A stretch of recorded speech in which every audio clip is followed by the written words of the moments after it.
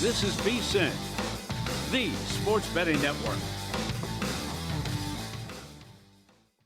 Always follow the money. That's what I always say. You always follow the money. Yeah. This is Follow the Money with Mitch Moss and Pauly Howard on VSiN. Hey, good to have you on board. Thanks for watching, as always, on YouTube TV, listening on Sirius XM Channel 158, iHeartRadio, TuneIn Radio, or any of our great affiliates across the country. Coming up in this hour, 15 minutes from right now, Mike Palm in studio. You cannot be serious, along with 3 burning questions in the NFL. We have Door 1, Door 2 coming up a little bit later on. And here, tonight's Major League Baseball card. A lot of great numbers to look at, ponder, consider, maybe making bets with. Good pitching matchup tonight, dare I say, in Philadelphia, with Aaron Nola taking on Sandy Alcantara. Maybe not so much with Nola, but Alcantara has been great his last month. 34 innings, a 1.59 ERA. He has won both starts against Philly this year. He's pitched at least 6 innings in 8 straight starts, 1 or 0 runs in 6 out of those 8. The deal is here overall, career-wise, this is probably one of the bigger sample sizes you're going to get against any active roster for any pitcher. 352 career plate appearances for the Phillies roster. Bryce Harper, ownage, 327 average, 7 extra base hits, 3 home runs, 10 RBIs. Trey Turner, 362, 4 extra base hits, 2 home runs. Alex Bohm, 14 for 37, 3 extra base hits. He's also been on fire in general anyway. But Nola has allowed 30 home runs this year. That leads the league. 30 already. Yep. He was good in the Field of Dreams game, and they're trying to keep this winning streak going. The runs have been there, and the bats. Arise also owns Sandy as well. So I think hard to trust Nola, though. And their record with when the big 3 doesn't pitch is so bad. But I think the Phillies can get this one done. They've also they're going for a season-long 6-game winning streak, and they have had 5 straight games scoring 6+ runs, Pauly. Yep, they're catching breaks, too. It looks like, a lot of time left, but 2-0 Boston. So Arizona could get swept here, and they could pick up another game. Mm-hmm. So the Yankees got the job done last night. That was a good result. Tonight, Weathers against Bassett in Baltimore. Chris Bassett as a home dog. I have Warren. Oh, Warren, okay. Did you switch it? Okay. I have Warren. Warren's, okay. Maybe they flipped it. So Bassett as a home dog, 15-5 straight up since 2022. 7-0 his last 7. Home dog. Been barking big time. Can anybody else step up other than Trent Grisham for the Yankees? Well, Goldie's hitting 440 career against them, but this is tough to watch and tough to take. It's historic with some of their losses, and they just can't get any runs going here. So good job you get Rodon back, and he was solid. But I think there's runs, but it's hard to do with a Yankee game and how bad they've been offensively. Yeah. But I just say Goldie to answer your question, just based on the track record and the history he has against Bassett. Here's Grisham over his last 9 games, 361 average, 4 doubles, 5 homers, 11 RBI, so he has been blazing hot. On the flip side, Pete Alonso for the Orioles hit safely in 10 straight, batting .500 with 5 home runs and 10 RBIs in that span. And in his career against the Yankees, 40 games overall, 13 home runs, 34 RBIs. Another guy to pay attention to, Kobe Mayo went yard last night. He is now homered in each of the past 2 days, both against lefties. Only Matt Olson has more homers than Mayo against lefties this year, 14 compared to 13. And Will Warren has won his 2 starts. You're right, he is going tonight for sure. Against the Orioles this year, allowing 4 runs, 3 earned in 12 innings overall. Mm-hmm. But you're right, I can't get there with runs because of the Yankees' offense overall. Rays team total, Rays run line plus money. Now, the numbers are bad because he's had some horrific starts where he's just got lit up. But I think they can get something going against Scherzer here. And also, you're talking about a team that's got that unbelievable home record as well. So it's come down a little bit. But Rasmussen against Scherzer, and I think Tampa can do enough offensively here. And can Rasmussen hold them down? I say yes. 7.5, though, is the total tonight coming up. Well, let me give you this on Tampa Bay. Against divisional opponents, they started 14-2 against the American League East. Since then, they've lost 15 out of 24 games. The first 16 games overall, they had a 2.40 ERA from their starting pitchers, 3.45 with the relievers. The last 24 in the division, like I mentioned, 9-15. The ERA from the starters, 5.07. The ERA from the relievers, 4.75. It's a total 180 from the pitching staff. You go from 14-2 inside the division to last 24 now being 9-15. Basically, that game was over with immediately yesterday. And the Blue Jays have been, dare I say this? I don't want to play them in October. They make the playoffs. I wouldn't be that worried about it. But no one wants this, I'll tell you that. That's the thing. Nobody just when you're buying into Detroit, they lose 5 out of 6. You think maybe Cleveland can do something, and now they're stinking up the joint. And so we got 2 guys making their debut tonight. Wilkinson, Tugboat for the Giants, and then the kid for the Astros makes his debut. As they've had so many different starting pitchers this year as well, and they're taking on the Angels. Bad job last night. They lost. Pecco's $1.50 here, but if you lose ground here, it's cause for concern because you're playing the Angels and A's at home. If they can't pick up ground, and then maybe that ticket will come in under 83.5 for the division winner at Will Hill and Caesars. So I think Texas will lose tonight to Washington, but this is a bad stretch here too. Start off with the road trip with a loss with the Astros. They should put that. They should just make that not only a wild card. They should just make it. Will any team make the postseason with a losing record? Yeah, it's good. And factor in a division winner too, because that's definitely in play. That they're 500 and in first place and lost 6 of 10. Yeah, call me crazy. The team coming out of the American League West will not be the Seattle Mariners. 22-0 last night. 21 of the runs for Milwaukee came in the 5th inning or later. The last team to score 21-plus runs after the 4th inning was Texas, August 22nd, 2007. They scored 20, get this. On a Baltimore game? They scored 25 of the 30 runs in the starting in the 6th inning. Oh. So their 22 runs last night matched their total from the previous 7 games.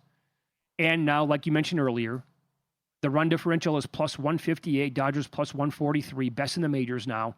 On pace, plus 203. Which would the franchise record was in 1982 when they won the American League pennant. It was plus 174. Yeah. So great article, as always, from Steve Mackinnon up at vsin.com. I'm wondering how teams respond when they go that nuts offensively in a game. Well, here's one angle. Home favorites coming off of a game in which they hit 4 home runs or more have proven to be a great investment the last 6+ years. Overall, 399 and 198. That's 67%. You're up plus 62 units, an ROI of 10.4%. Milwaukee, a small home favorite today against Logan Gilbert and the Mariners. Yep. Now 4 up over the Dodgers for the 1 seed. They have the tiebreaker. 5 up over the Braves. And that can go up as Atlanta just got swept against Minnesota. So great bounce back after they had that funk. And then what they did in L.A. too. So excellent season. There was a long stretch of time where a buddy of ours, Point Shaver, documented how many games in a row went under when the Dodgers would take on Freeland and the Rockies. Remember how uncanny that was? It was like a long stretch spanning like several years where like every game was going under. That has since flipped, but he has 271 career plate appearances against this Dodgers offense, the current roster. Mookie Betts, 8 extra base hits off him, 3 home runs. Ohtani, a 563 average, 3 home runs, 4 extra base hits, 9 RBIs. Tommy Edman and Andy Pages each have smacked 2 home runs off him as well. If this is high scoring again tonight, I mean, the same game parlays are going to be popping like it's hot in this game. Yep. That's a good way to attack it. I took Ohtani again tonight at plus 210. Sure. Sasaki's been good too. His last time out, he had the bases loaded walks twice. But that's all he gave up against Milwaukee. So I would trust the Dodgers again here. No break on the run line, though, at least at DraftKings, what they're offering. Well, here's one thing to consider long-term, I think, for the Dodgers this year. At what point do they pivot to Sasaki coming out of the bullpen again and maybe being the closer? Is that when they get Glasnow back? If Ohtani can come back and be a pitcher as well in the starting rotation? I thought that was the plan, yeah. It's going to have to be the plan, I think, right? Yeah. Thought they were going to do that last week. Like, I think they changed up. Would you rather have Sasaki remain as the starter or Edwin Diaz remain as the closer? I'd put him back. Well, now he's hurt. That's a blessing in disguise. that he's hurt, but I would put him back in a closer role. You have to. Because it's just unmitigated disaster, and every time he comes in, how bad he's been. I don't know how you possibly go to war with him in the playoffs as a closer.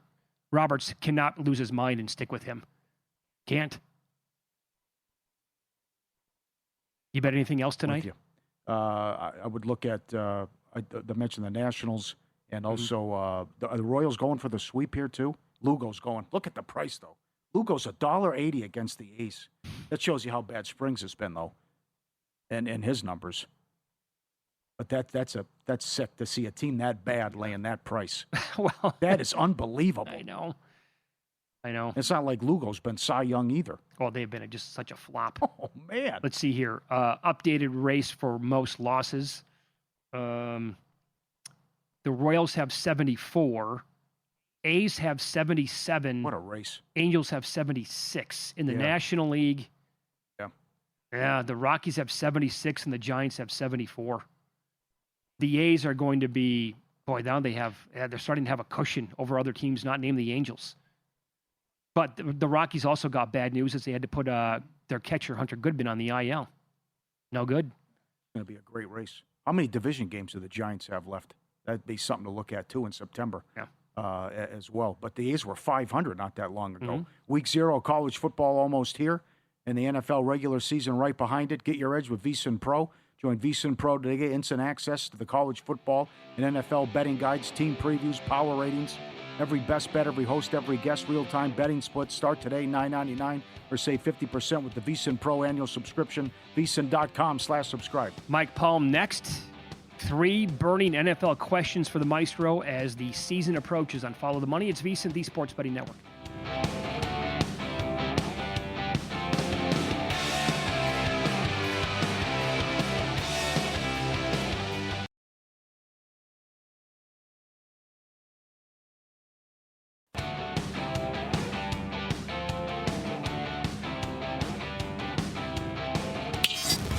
This is Follow the Money on VSiN.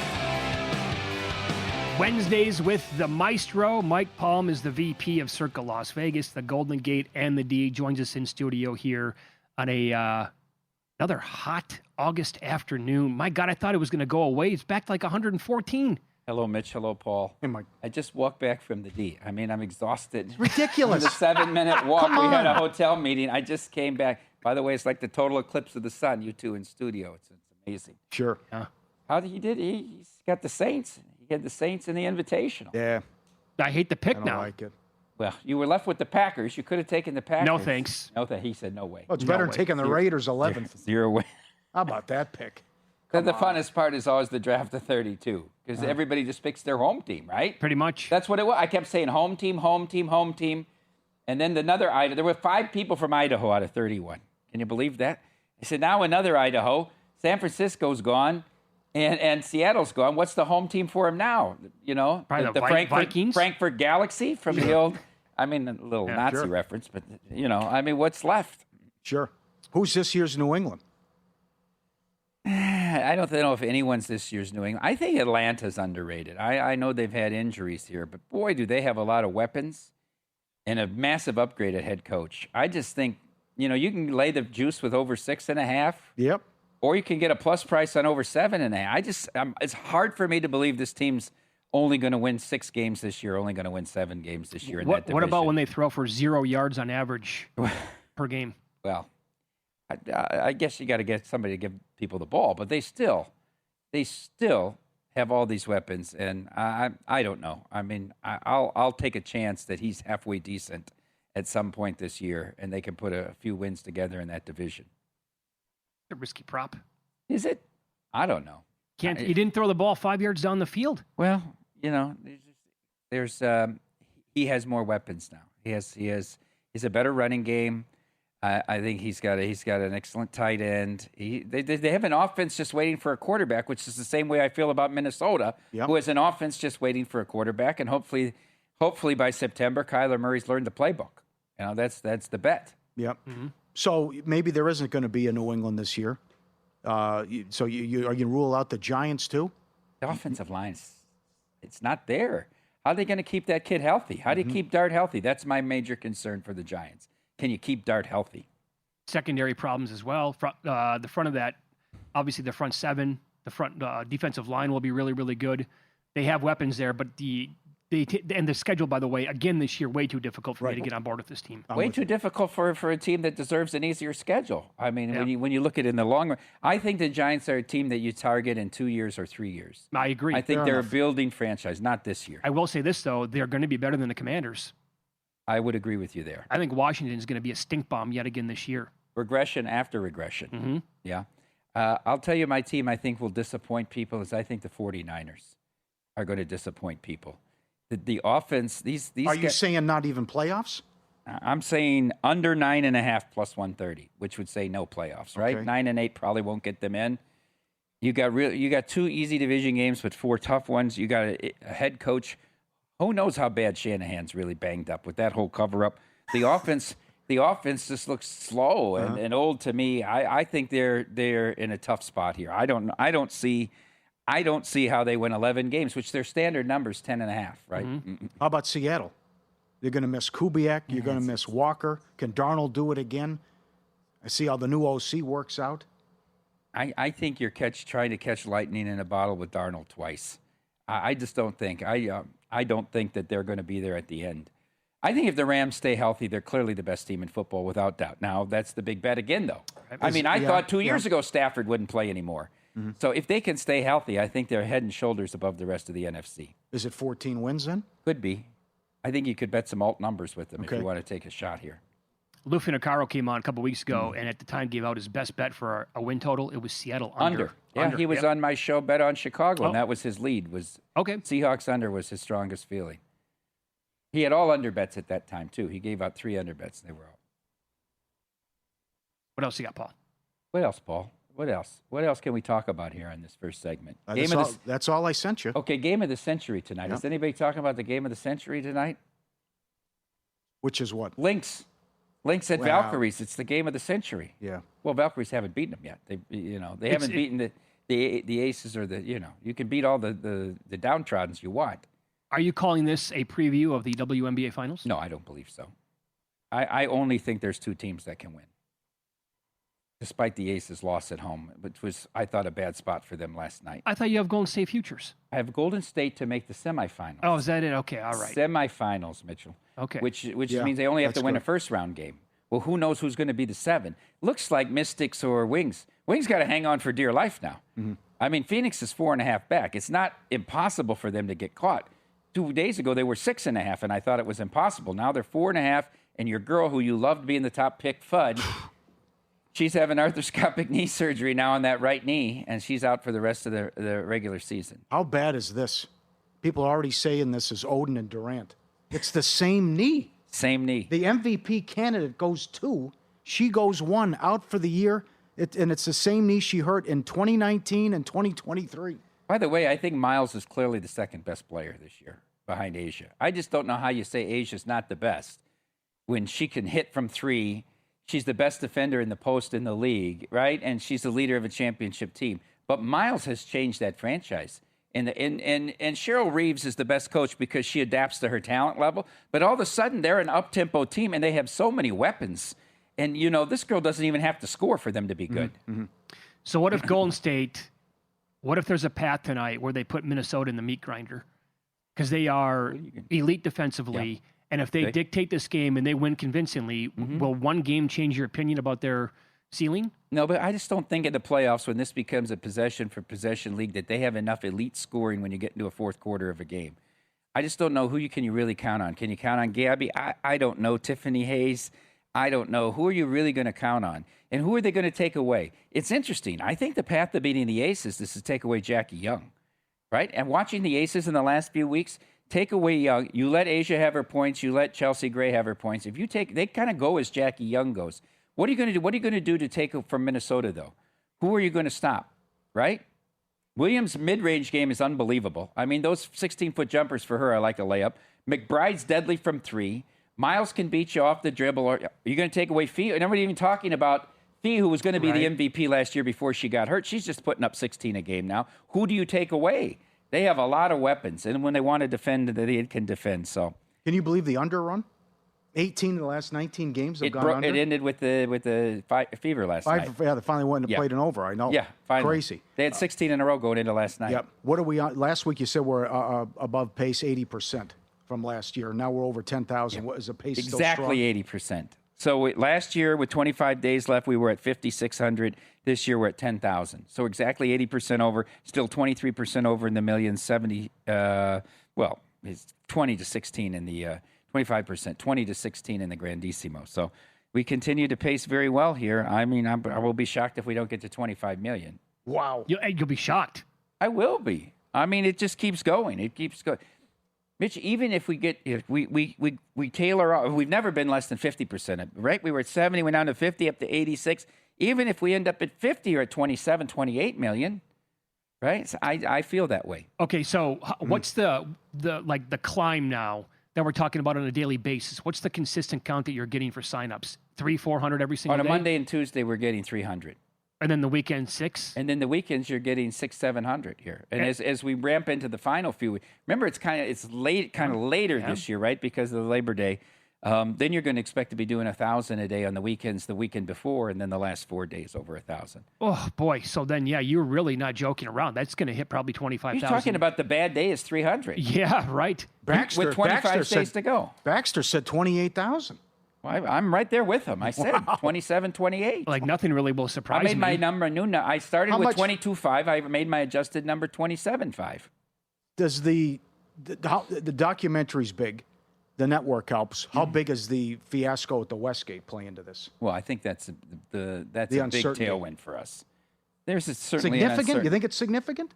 Just the uncertainty of what they're going to do. I think it's worth 5% more for us. Okay, I do, because people that knew that they were going to have. They're going to come out here and they've got $8,000 to spend, and they were going to spend 5 here and 3 there. Maybe it's now 7-1. Maybe it's 8-0. I think there's a lot of people that split both places, and now will do more here, not knowing what they're going to have. And you didn't know because Caesar, you didn't even know what they were going to do. There was that whole period of certainty. Were they even going to run the contests? Mm-hmm. Good answer. Jeff Sherman working here now. Mm-hmm. Yeah. Good pickup. Yeah. 28,000.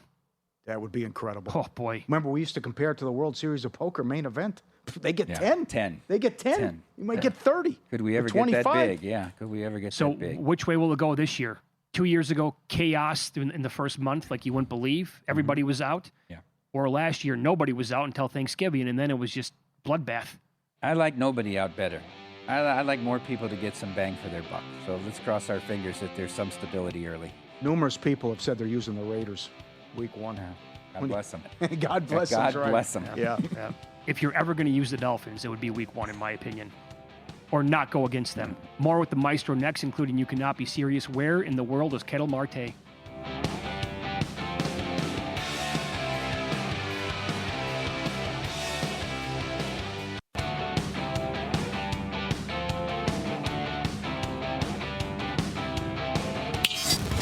This is Follow the Money on VSiN.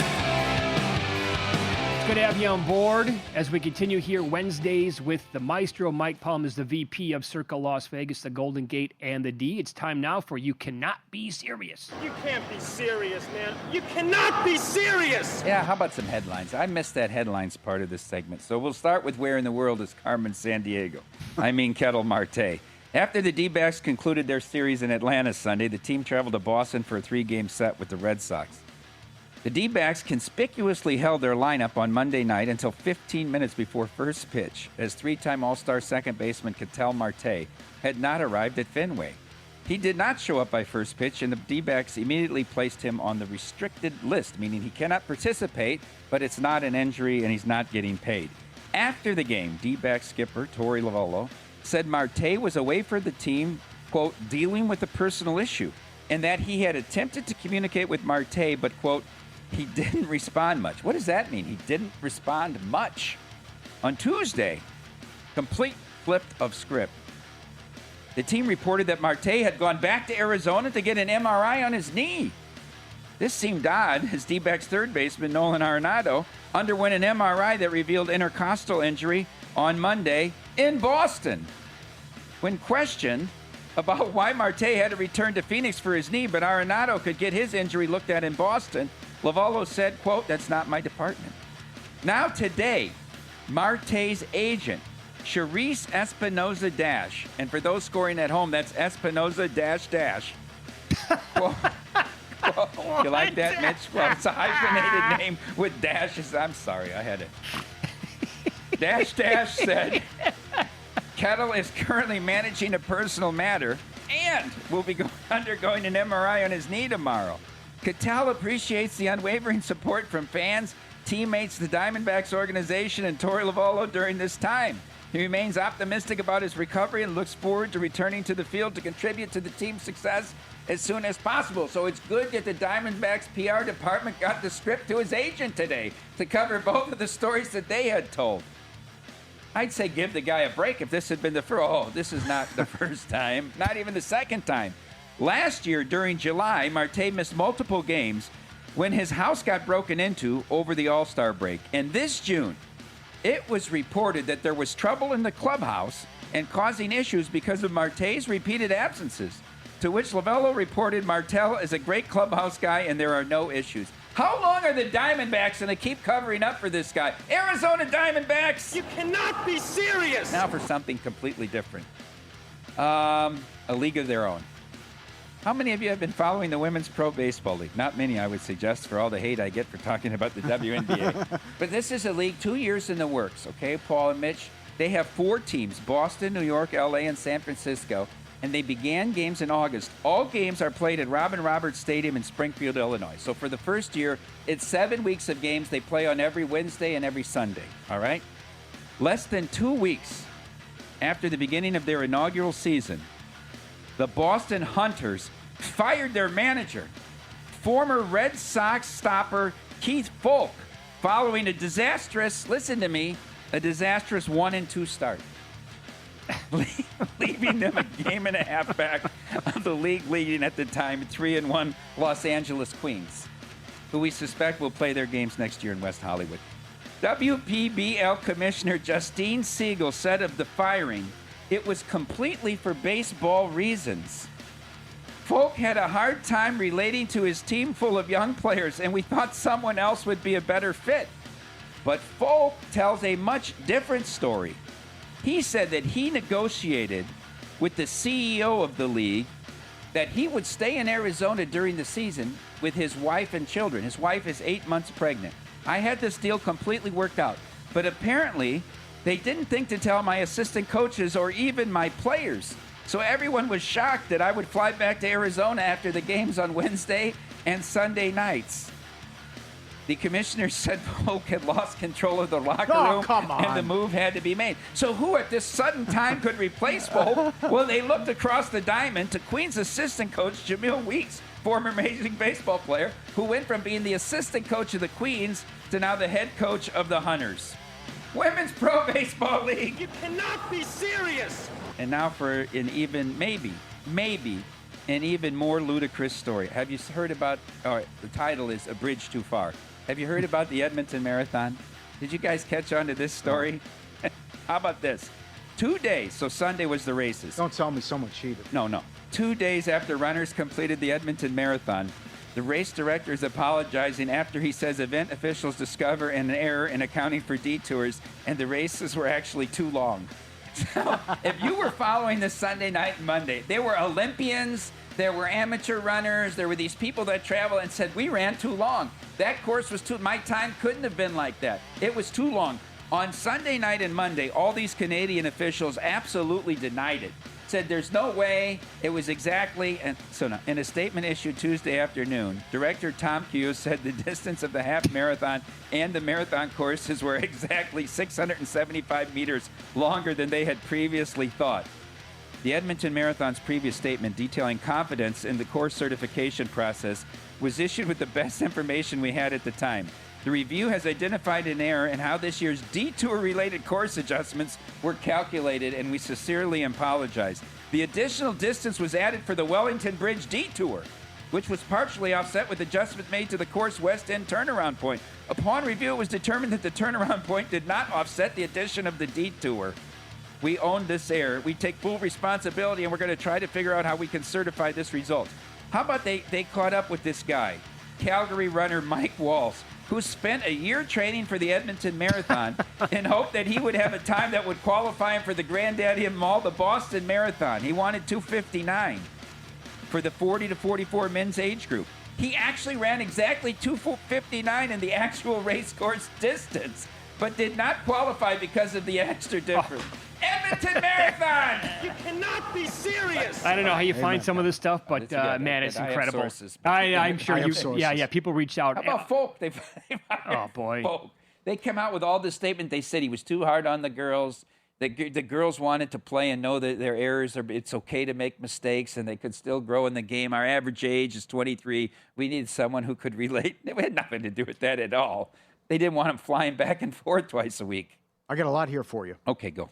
So Walter, who flips the Lakers? Sells the Lakers, own them for less than a year. Sells his piece of Chelsea. What's going to happen with the Dodgers now? And this was Andrew Sorkin in 2012. I'm calling BS on this when he bought the Dodgers. It doesn't pass the smell test. When the numbers don't add up, it's worth asking some questions. He's using insurance money, which is typically supposed to be invested in simple, safe assets, to buy a baseball team. The ultimate toy. Seems like a lawsuit waiting to happen. Walter. In 2012? Yeah. Walter appears to be living out a childhood fantasy using other people's money, some of whom may not even realize it. Do you know This is from The Athletic the other day. Ohtani has a key man provision in his contract. He can opt out if Walter or Friedman leave the organization. He immediately becomes a free agent at the end of the season. 10 years, $700 million. Before we address Ohtani, do you know which state is going to be devastated by this? Do you know which state he bilked out of all this money, where all of these policies were sold, that he turned around and took all these premiums and put it into his sports franchise? The state of Iowa. Was it? I had to look into this. Who regulates their insurance sales at the state level, not federally. So the statutes say that only 3% of dollars that they collect on these insurance and pensions and all this stuff that's in his financial can be spent on other enterprises. He's spending 80 cents out of every dollar he collected in Iowa on all this flim-flam Madoff scheme. The state of Iowa is in big trouble. There's all this money they took that's supposed to be there to pay out insurance policies and pensions is invested in sports teams. Oh, boy. And they had to sell to get the money back if they have to pay off these policies. It was all this big Ponzi scheme. So it's the definition. It's unbelievable. It's the definition of like a true white-collar crime, and people are already speculating that he's going to get off scot-free. Yeah, I don't know about that. It also go back. What did the NBA know? What's he going to do? Go to jail in Fort Dodge in Iowa? I mean, it's a disaster. I don't know why Ohtani would want to leave. He talked about it a couple days ago. He was asked, and he said, I'm not going to opt out. He's in a perfect situation where he's at. Got a baseball play for today? Alcantara has been incredible. Oh, yeah. Okay, over 18.5 outs is plus 114 tonight. In 4 of his last 5, he's gone over that. In 8 of his last 10, and in 10 of his last 14. He's pitching back to his Cy Young form, and he's pitching against a familiar opponent that he's been good against career-wise in the Phillies. Good luck. New episode tonight. It's called The Collapse. Can't wait. 900 survivors, then 49. In a span of a single week, it goes down, and we reach the conclusion of Grandissimo. Almost $19 million on the line. Watch the next episode tonight, 9 p.m. Eastern on VSiN. All episodes are on YouTube right now. If you want to catch up, search VSiN Live. The Collapse tonight, and the Red Sox just blew it. Yeah, 3-2 Diamondbacks right now. Fox still on the mound. They are in the bottom of the 5th at Fenway. Great job, Maestro. Thanks for rolling in here again today. Have a good week. Thank you. We'll get into door number 1, door number 2 up next, and I'm intrigued by this ticket involving NFL teams to finish last in their division this year. Find out what that ticket is next.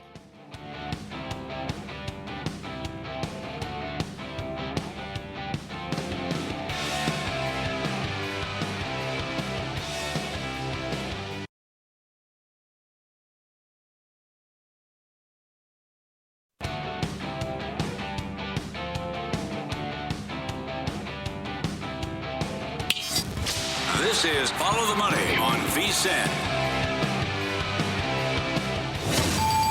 It's time to play everyone's favorite Follow the Money game. Live from the VSiN studios. Hey guys, you ready to let the dogs out? This is door number 1. New high score! What does high score mean? New high score, is that bad? What's that mean? Should I break it? Or door number 2. Get nothing! You lose. Good day, sir. Here's Mitch Moss and Pauly Howard. Been too long. All right, Mike is right. He's from Cedar Rapids, Iowa. I don't know how this is going to play out with Walter. A great article on theringer.com by Katie Baker and referenced the Sorkin quote from 2012 about this doesn't pass the smell test. I'll give you $2 billion, but you got to spend 10 years in prison, door 1 or door 2, $50,000 a year for life, but you don't have to do any prison time. Okay, well, hold on here. So I have to do 10 years in prison starting at one age. Does it matter? That's a good question. And then when I get out, I get the $2 billion? For the sake of the argument, I'll do it with Walter's age, because this has been thrown out there in speculation with Walter, so I will say mid-50s. Or what or mid-40s. I'm $50,000 a year, that's it? That's it, but I never get jailed. I can never make more than $50,000 a year. Yeah. But I also am like, I don't have to work. I just get $50,000, that's it, and I just don't have to go to jail. Man, I couldn't do 10 years in prison. I don't even... 10 billion? 2 billion? I like to think that I could be Mr. Tough Guy. There's 10 years in prison, my God almighty. At that, after For the stories, $2 billion? After the stories Love My Baxter told? I couldn't do it. No. Fights all the time? Could you do door number 1? You'd be dead in 3 days. Probably, yeah. Yeah. Snitches get stitches. So what about if I'm 20? Well, that's what, like, Mike Palm said, though, too. Like, when they put Madoff away, it was Cam Fluffy where they sent him. It was a piece of cake. Well, he could do the time standing on his... He would take his shoes off, no problem. Assuming that's not the case. Let's say it's episode 2 of Cape Fear. Right? But I'm 20, I have to go until I'm 30, and I get out, I got $2 billion. If you would have asked me this question when I was 18 years old, I maybe have said, give me the $2 billion. It'll be 10 years. That's fair enough. Yeah, that's a good comeback. But I tied it into because of his age and what he's going through right now. Oh, God, no. Now, no chance. I've known you 25 years. I've never asked you this question, and we're going to find out a lot about you and the audience. FTM@VSiN.com or tweet at us. Door 1, Van Halen. Door 2, Van Hagar. Honestly, this is you're a better person to answer this question than I am. I have not listened to them enough, like repeatedly over time, to give you a good answer. I really don't have. But that's easy enough though. Are you Roth or Hagar? I would go Roth. Absolutely. Yeah, I'd go Roth. I would lean Roth for sure. Yes. Yeah, I mean, the Hagar stuff, fine. I mean, it never really popped with me. The stuff with David Lee Roth did pop when I was younger, obviously. Iconic frontman. Plus, I mean, the 1984 album is... Oh, yes. First cassette I purchased. It's absolutely fantastic. Oh, what an album. Honestly, I'm asking the question. I don't know the answer, top of my head. Did Van Hagar do anything close to that album? Yeah, they did. They sold a lot of albums. But, I mean, in your opinion, was anything... Oh, in terms of... No. Quality? No way. I can't imagine that they did. Music quality? No, not even close. Okay, yeah, there you go. No way. So I go... Yeah, Van Halen was the answer that I'd have to go to. That is the correct answer. Door 1. Why, do you know a lot of people who go Van Hagar? Because I know people who would absolutely tell me Sammy Hagar was better. There's some, yeah. I don't know how you get there. The music style changed, but door 1, best frontman. Door 1, David Lee Roth. Door 2, Axl Rose. You're going to the concert Saturday out here. Well, I gotta go Axl. Really? Yeah, I gotta go Axl. Yeah, because the Guns N' Roses power rating is better than anything you're going to throw at me from David Lee Roth. Live, you don't know what... I mean, he's so moody, going on late. No, I understand that, yeah. I really do. Are you talking about going to a show and not knowing what to expect? No, I'm talking about the best frontman. Who's the best frontman out of the two? Because you talk about all time. This is your list. This also might be recency bias because, I mean, the Roth stuff has not aged well.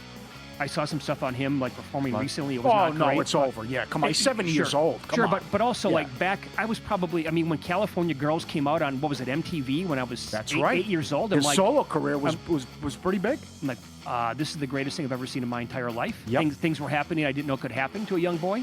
But look, I mean... Just a gigolo?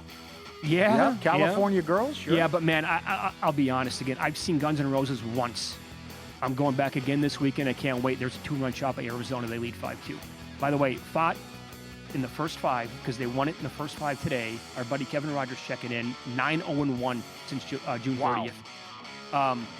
That show still is a top 5 show I've ever seen. Now, that was at T-Mobile where the Golden Knights play holds like 18,000. They're playing Allegiant on Saturday. I've never been to, I don't even want to go to a show at Allegiant. I've seen some rough videos of his voice. Yeah. But then again, you're up there in age. That's what you're up against, though. Right. Door 1, it's the same price now. Door 1, Rams win the division. Door 2, Dodgers win the National League. It's $1.05 at DraftKings. Boy, I'm going to regret this one, aren't I? I will go Rams to win the West. So will I. Yeah. That's what I would do as well. I would say that the competition in the National League, even though that Western division is so good, the NL has more competition that's better. I mean, the Seahawks obviously are the champs. I'm expecting some regression there, and I kind of side with the Maestro. By the way, the Niners. I'm not expecting great things from the Niners this season. And the Rams. You can't be surprised if they win 10 games. He's a good coach. Oh no, I understand talent, that, but so what's the worst case scenario for the Rams? Well, Stafford gets hurt, or you're saying record? Well, record-wise, yeah. Okay. Everyone stays healthy. Yeah. I would say worst case is 11 wins. Yeah, that's the same here. Yeah, they're that good. Yeah. All right, we started last week. I went 2-2. I already got the Titans on Sunday. Weekly head-to-head. Mitch and Pauly presented by the Sharps. You both start with 10,000 chips each Tuesday. The week resets Monday at midnight. You can bet all or nothing on any sport. And if you win, the chip stack grows. If you lose it all, you're done for the week. Follow along with the picks. Join thesharps.com. They have it on the homepage. Use code VSIN50 for a 50% deposit bonus up to $100. Join thesharps.com. And the free weekly league, get in that now. Get your reps in before week 1. Build your stack. Climb the leaderboard. Sharpen your reads before the season starts. Join thesharps.com. Scan the QR code VSIN50. Join thesharps.com. Code VSIN50. Fantastic website. Easy to navigate and use. Check it out and put your plays in, and good luck and build your stack. Also, it's a really slick-looking app as well. Yeah. Like, very good-looking. They did a great job with it overall. I'm the one play I have in there today is the Diamondbacks. I got it, I think, at around plus 146 in this game. I put 1,000 chips on that one. I was going to take Pittsburgh. I backed out of it. It's going to be Will Howard and Aller for the whole game Friday. Jets now favored in that game Friday night in Pittsburgh. Oh, so boy. big move in that game. I think I might go against that move. Yeah. I think I might be okay with Will Howard and Drew Eller. Sure. Now, do it against the fourth strings, one thing. Now try to do it against maybe backups if you're Aller. But also, how bad did the backups look for the Jets last week? Totally agree. So let me throw this at you. We talked about this a little bit earlier in the week about, I can't find I like to do divisional parlays, NFL, Major League Baseball. I can't find a parlay to put together this year in the NFL that I like enough in terms of winning. So I flipped it. Right. How about teams to finish in last place? Yeah. Now, I'm not going chalky here. Let me give you a couple of options. Buddy of mine put this one together. Maybe it's a little aggressive. I could certainly limit it to 3 teams, but he did a 4-teamer. Packers to finish in last place. The Colts, the Commanders, and the Buccaneers pays more than 115 to 1. I like the parlay. I like it too aggressive though. Yeah, I was thinking taking the easy way out. Raiders, Browns, Dolphins, Arizona. Well, what does that pay? Not 115 to 1. No, because they're all going to be obviously odds on. But so I really like the 3 first legs, Packers, Colts, Commanders, to finish in last place in this parlay. Colts? Why Colts? Oh, they can. They were the cat's me out before Dimes got hurt. I don't know. I think their floors can be 5-6 wins this year. What's Tennessee going to win? Oh, they could, by accident, they could win a couple games that you don't expect them to win. Last place schedule overall. Maybe Cam Ward surprises a little bit. I think there's a planet that we live in here that Indy could finish with 5 or 6, and then the Titans would be live to finish ahead of them. Mm-hmm. But I don't know about the Buccaneers. I would rotate a couple of teams in that division. It's not going to be as nice of a payday with the Buccaneers, and maybe I just do a 3-teamer. Yeah. It's tough. Getting ready for the draft tomorrow. It's how many slam dunks do you think of teams I can say right now are going to win the division? It's hard. You can't even. You're right. You can't even put a parlay together. No, you can't. Because so many of these divisions are tough. Don't you think that those are going to fly off the board? Have to. Professional Yep. sports bettor Paul Bovey up next. Very strong on an NFL win total this year, a season-long player prop, and a team total in Week 1. He told us he's coming with information and analysis that we haven't heard over and over and over again yet this offseason.